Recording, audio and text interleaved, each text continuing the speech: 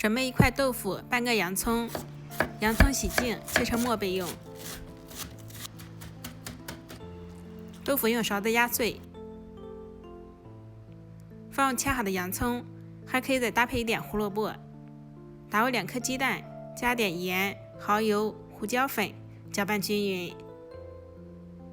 再加入1勺淀粉，搅拌均匀。馅料大家要调得稠一点。这是我昨天晚上和的面，面团体积变大，扒开像老丝瓜瓤一样就发酵好了。放在案板上进行揉搓排气，然后搓成长条，切成大小均匀的剂子。小剂子由外向里揉光滑，擀成稍微厚一点点的小圆饼。我们用手指压下边缘，再用叉子往里面压一下，防止烙的时候塌陷。中间再插上排气孔，防止烙的时候鼓起。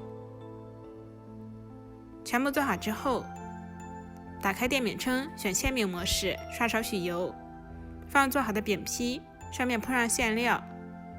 大家可以放自己喜欢吃的任何菜，也可以放上肉馅，再撒上芝麻以及葱花，点缀一下。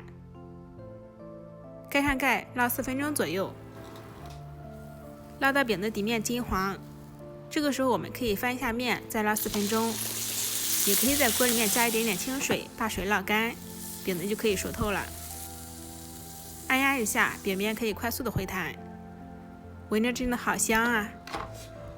把它盛出，这样做的饼子底层酥脆，中间柔软，上层是胡萝卜、豆腐和洋葱的香味，简单又好吃。